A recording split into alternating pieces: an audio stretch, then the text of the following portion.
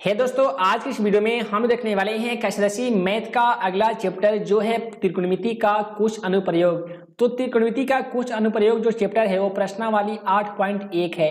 तो 8.1 का आज की इस वीडियो में हम लोग क्वेश्चन नंबर 1, 2 तथा 3 को कवर करने वाले हैं। तो क्वेश्चन नंबर 1 में दिया गया है कि त्रिभुज ABC में जिसका कोण B समकोण है, यदि AB बराबर 24 सेमी, BC बराबर 7 सेमी दिया गया है तो निम्नलिखित का मान ज्ञात कीजिए। तो सबसे पहले ऐसे क्वेश्चन को सॉल्व करने के लिए आपको एक समकोण त्रिभुज की रचना कर लेनी होगी। तो समकोण त्रिभुज कुछ इस प्रकार से बना लीजिएगा जिसमें आपको नाम रखना होगा ABC। लेकिन ध्यान दीजिएगा, यहाँ पे क्वेश्चन में आपका बोला गया है कि कोण B समकोण है, यानी ये जो कोण होगा वो समकोण होगा, उसका नाम क्या होगा, B होगा। उसके बाद में आप यहाँ पे लिख सकते हैं A, लिख सकते हैं, यहाँ पे लिख सकते हैं C। तो ये आपका हो गया ABC, ठीक है। तो यहाँ पे प्रश्न में देखेंगे तो आपका दिया गया है AB बराबर 24 सेमी। तो देख लीजिए AB यहाँ पे कितना हो जाएगा, तो AB बराबर हो जाएगा 24 सेमी। उसके बाद में प्रश्न में दिया गया है कि BC बराबर 7 सेमी। तो ये BC कितना हो जाएगा, तो BC बराबर 7 सेमी हो जाएगा। तो आप सभी को पहले वाले वीडियो लेक्चर में बता दिए थे कि इसको हम लोग परपेंडिकुलर यानी लंब कहते हैं, जिसको P द्वारा सूचित किया जाता है। इसको हम लोग बेस यानी आधार कहते हैं, जिसे B द्वारा सूचित किया जाता है। और ये जो समकोण भुजा के सामने वाला जो भुजा होता है उसको हम लोग कर्ण कहते हैं, जिसको H द्वारा सूचित किया जाता है, जिसका पूरा नाम क्या होता है, हाइपोटेन्यूज होता है। तो यहाँ पे तो H का मान है नहीं, तो सबसे पहले हम लोग क्या करेंगे कि H का मान ज्ञात करेंगे। है दोस्तों, H का मान ज्ञात करने के लिए एक फार्मूला आता है, वो होता है P² प्लस B² का रूट अंडर।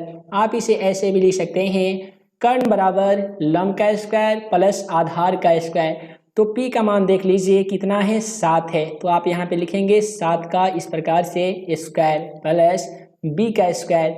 तो B का मान देख लीजिए यहाँ पे 24 दिया गया है, तो आप भी लिखिएगा 24 का स्क्वायर।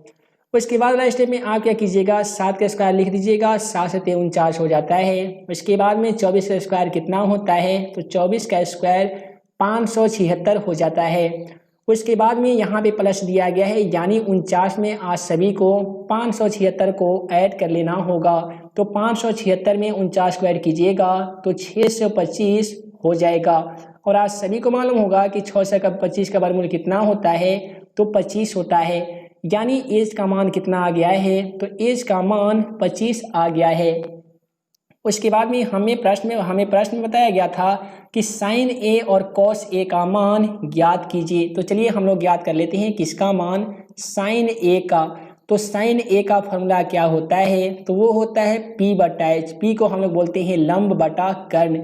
तो P का मान प्रश्न में देख लीजिए 7 दिया गया है, तो आप भी यहाँ पे 7 लिख सकते हैं। और बट्टा में H का मान दोस्तों यहाँ पे 25 दिया गया था ना, तो आप यहाँ पे 25 लिख दीजिएगा, तो आपका आंसर आ जाएगा। उसके बाद में दिया गया है कॉस ए का मान। तो कॉस ए का मान कैसे ज्ञात कीजिएगा, तो आप यहाँ पे लिखेंगे कॉस ए बराबर फॉर्मूला होता है B/H, जिसको आप लोग ऐसे बोल सकते हैं आधार बटा कर्ण। तो चलिए B का मान यहाँ से देख लीजिए, B का मान कितना है, तो 24 है। तो आप यहाँ पे B का मान कितना लिख सकते हैं, 24 लिख सकते हैं। और बट्टा में है H का मान देख लीजिए, H यानी कर्ण का मान कितना है, 25 है। तो आप यहाँ पे लिख सकते हैं 25। तो इस प्रकार से पहला क्वेश्चन का आंसर आप लोग बना चुके हैं। अब चलिए हम लोग दूसरा क्वेश्चन का आंसर देख लेते हैं। दूसरा रोमन नंबर में दिया गया था कि साइन C और कॉस C का मान। तो हम लोग क्या करेंगे, साइन C का मान लिखेंगे, ठीक है। किसका मान, साइन C का। तो यहाँ पे हम लोग लिखेंगे साइन C बराबर फॉर्मूला वही रहेगा P/H। ध्यान रहे फार्मूला वही रहेगा, लेकिन इस बार P का मान चेंज हो जाएगा और P की जगह पे B का मान लिखा जाएगा, ठीक है। चूंकि यहाँ पे दिया गया है साइन C का मान, अगर यहाँ पे साइन C की जगह पे साइन A रहता तो ये तो हम लोग निकाल ही लिए हैं। तो साइन C की जगह पे जो P का मान है उसकी जगह पे हम लोग लिखेंगे B का मान, यानी हम लोग लिखेंगे 24। और बटा में कितना लिखेंगे, तो बटा में यहाँ पे एज का मान। तो एज हमेशा एक चीज़ याद रखना होगा कि एज का मान कभी चेंज नहीं होता है, ये लंब और आधार का मान कभी कभी चेंज हो जाता है। तो एज का मान कितना है, 25 है ना, तो आप यहाँ पे लिख सकते हैं 25। तो इस प्रकार से आपका आंसर आ गया है। उसके बाद में आपको ज्ञात करना था कॉस C का मान। कॉस C का फॉर्मूला भी वही होता है B/H, है दोस्तों, तो हम लोग यहाँ पे cos c बराबर b बटा इस फार्मूला लिख लिए हैं, लेकिन आपको b की जगह पे कितना का मान लिखना होगा, p का मान लिखना होगा, क्योंकि यहाँ पे cos a नहीं बल्कि cos c का मान आपसे पूछा गया है। तो आप b की जगह पे किसका मान लिखेंगे, p का मान लिखेंगे। p का मान देख लीजिए कितना है दोस्तों, तो यहाँ पे 7 है, तो आप इस प्रकार से 7 लिख सकते हैं। उसके बाद में आपको चाहिए एज का मान, एज का मान देख लीजिए 25 है, तो आप यहाँ पे कितना लिख सकते हैं, 25 लिख सकते हैं। तो इस प्रकार से ये दिए गए सवाल क्वेश्चन नंबर 1 का आंसर हम लोग बना लिए हैं। तो आइए हम आज सभी को अगला क्वेश्चन दिखा देते हैं, जो क्वेश्चन नंबर 2 में दिया जा चुका है। क्वेश्चन नंबर 2 में बोला गया है कि आकृति 8.13 में tan p minus cot r का मान ज्ञात कीजिए। तो यहाँ पे एक आकृति बनाई जा चुकी है जिसमें आपको ज्ञात करना होगा tan p minus cot r का मान। तो चलिए इसका भी हम लोग सॉल्यूशन देख लेते हैं। है दोस्तों, जैसे कि आप सभी फिगर में देख पा रहे हैं, फिगर में दिया गया है कि त्रिभुज पी क्यू आर, यहाँ पे क्यू कोण समकोण है। तो यहाँ पे अगर आप ध्यान से देखिएगा तो आपका P का मान मौजूद है और H का मान मौजूद है, लेकिन कहीं पे B का मान नहीं दिया गया है। तो जो चीज़ पहले नहीं दिया गया रहता है ना, उसे ही हम लोग सबसे पहले ज्ञात करते हैं। तो हम लोग सबसे पहले ज्ञात करेंगे B का मान, और B ज्ञात करने के लिए भी एक फार्मूला का हम लोग यूज करते हैं। वो फार्मूला होता है √h² माइनस p², यानी आप लोग बोल सकते हैं B को बोलेंगे बेस यानी आधार बराबर √h² यानी हाइपोटेन्यूज अर्थात कर्ण का स्क्वायर माइनस p² अर्थात परपेंडिकुलर स्क्वायर यानी लंब का स्क्वायर।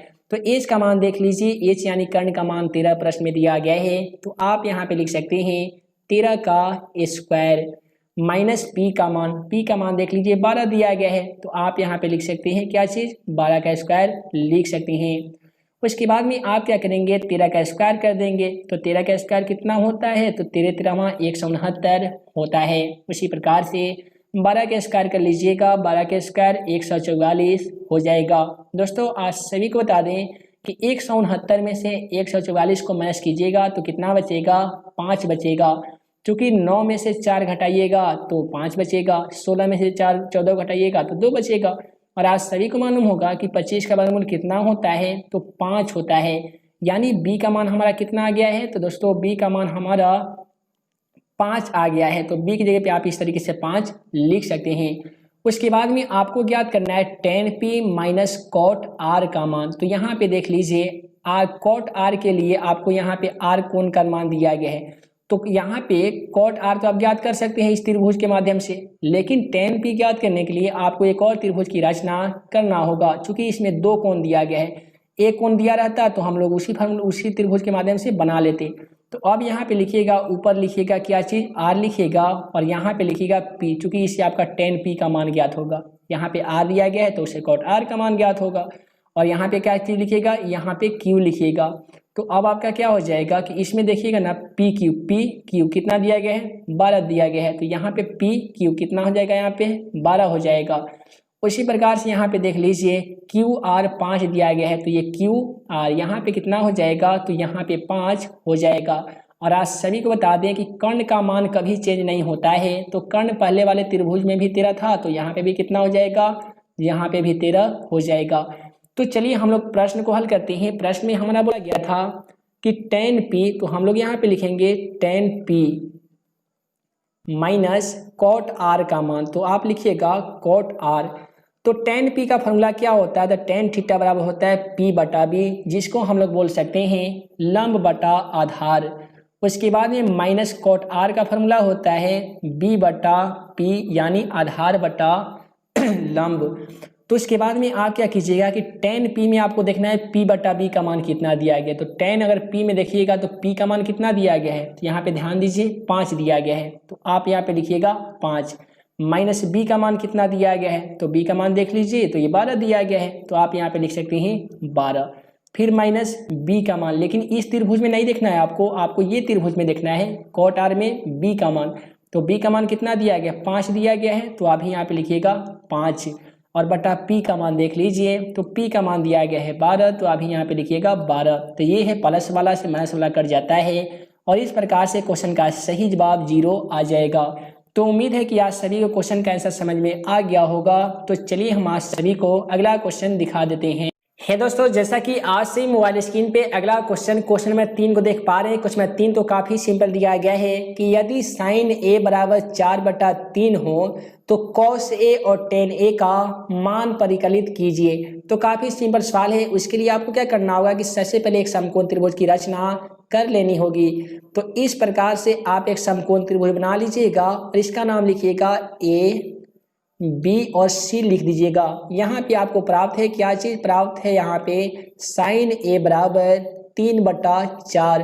तो साइन ए का फॉर्मूला क्या होता है, तो P/H होता है। तो इसको हम लोग P बोलते हैं, यानी परपेंडिकुलर, जिसको हिंदी में लंब बोला जाता है। तो P का मान कितना हो जाएगा, तो P का मान 3 हो जाएगा। आप यहाँ पे 3 लिख सकते हैं। उसके बाद में हम लोग इसे बोलते हैं H यानी हाइपोटेन्यूज, हिंदी में इसे हम लोग कर्ण कहते हैं। तो इसका मान यहाँ पे 4 दिया गया है ना, तो आप यहाँ पे 4 लिख सकते हैं। उसके बाद में ये होता है बी यानी बेस, हिंदी में इसका नाम आधार होता है। तो बी का मान इस प्रश्न में नहीं दिया गया है। आप सभी को बता दिए हैं कि जो चीज़ नहीं दिया गया है रहेगा उसी को सबसे पहले हम लोग ज्ञात करते हैं। बी का मान नहीं दिया गया था तो हम लोग सबसे पहले बी का मान ज्ञात करेंगे। फॉर्मूला होता है बी बराबर H² माइनस होता है P², यानी √अंडर कर्ण का स्क्वायर माइनस लंब का स्क्वायर। तो यहाँ पे देख लीजिए एच का मान कितना दिया गया है, तो एच का मान तो 4 दिया गया है। तो आप यहाँ पे लिखिएगा 4 का स्क्वायर माइनस P का स्क्वायर। तो P का मान देख लीजिए, P का मान यहाँ पे कितना है दोस्तों, तो 3 है। तो आप भी यहाँ पे लिख सकते हैं 3 का स्क्वायर। उसके बाद वाला स्टेप में आप क्या करेंगे कि 4 का स्क्वायर कीजिएगा। तो 4 का स्क्वायर 4 चौका 16 हो जाएगा माइनस 3 का स्क्वायर। आज सभी को बता दें कि 3 का स्क्वायर 3 तिहाई 9 होता है। तो इस प्रकार से 16 में से आपको 9 को माइनस करना पड़ता है। तो हे दोस्तों 16 में से 9 को घटाइएगा ना, तो कितना बचेगा, तो 7 बचेगा। आज सभी को बता दें कि 7 का कोई भी वर्गमूल नहीं होता है, अतः 7 को हम लोग सॉल्व नहीं कर सकते हैं। तो 7 को सेम टू सेम √7 लिख सकते हैं। उसके बाद में चलिए हम लोग सवाल को देख लेते हैं। सवाल में बोला गया था तो cos A और tan A का मान ज्ञात कीजिए। तो cos A को आप यहाँ पे सेम टू सेम लिख सकते हैं, cos A बराबर, उसके बाद में दूसरा है tan A बराबर। तो दोस्तों cos A बराबर क्या फार्मूला होता है, तो हम आज सभी को फार्मूला वाला वीडियो में बता दिए थे, उसका ट्रिक भी बताए हैं। चाहे तो आपने चैनल पे जाकर उस वीडियो को देख सकते हैं। तो cos A बराबर एक फार्मूला आता है जिसको हम लोग बोलते हैं B/H, यानी आधार बटा कर्ण। तो आधार का मान देख लीजिए √7 दिया गया है। तो आप लोग यहाँ पे √7 लिख सकते हैं।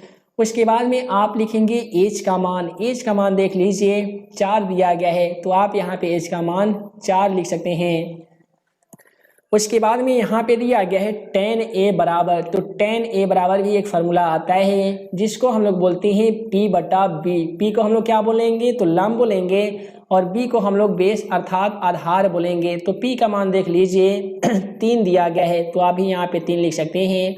उसके बाद में यहाँ पे B का मान दिया गया है। B का मान कितना है, तो √7 है। तो इस प्रकार से क्वेश्चन का सही जवाब √7/4 आ जाएगा और tan A का मान 3/√7 आ जाएगा। तो आज की इस वीडियो में हम आज सभी को बता दिए हैं कक्षा 10वीं मैथ का त्रिकोणमितीय प्रश्नावली 8.1 का क्वेश्चन नंबर 1, 2 और 3 का काफ़ी सिंपल तरीके से सॉल्यूशन। उम्मीद है कि आज की इस वीडियो में हम आप सभी को जितने भी 1 से लेकर 3 तक का सब्जेक्टिव क्वेश्चन का सॉल्यूशन बताए हैं ना, उम्मीद है कि आज सभी को सभी प्रश्न समझ में आ गया होगा। आप चाहते हैं कि क्वेश्चन नंबर 3 के बाद में 4 से लेकर इस प्रश्नावली में जितने भी क्वेश्चन दिया गया है इसके साथ साथ कक्षा 10वीं मैथ का NCERT का संपूर्ण सॉल्यूशन देखना चाहते हैं तो चैनल को सब्सक्राइब कर लीजिए, बेल आइकन को दबा दीजिए और आप हमें कमेंट बॉक्स के माध्यम से बता दीजिए कि कौन ऐसा प्रश्न है, कौन ऐसा विषय है, कौन ऐसा सब्जेक्ट है जिसमें आज सभी को मैथ बनाने में दिक्कत होती होगी। संस्कृत हो गया, उर्दू हो गया, नॉन हिंदी हो गया, सभी सब्जेक्ट का आप समाधान इस चैनल पे पा सकते हैं। तो उम्मीद है कि आज सभी को वीडियो पसंद आया हो तो वीडियो को लाइक करें, अपने दोस्तों में शेयर करें। ऐसे ही नए नए वीडियो पाने के लिए मैथ एंड मैजिक टिप्स को सब्सक्राइब करना ना भूलिएगा। है दोस्तों, मैं मुकीम अंसारी जल्द मिलूंगा अगले वीडियो में नए क्वेश्चन के साथ। तब तक के लिए वीडियो के लिए बहुत बहुत धन्यवाद।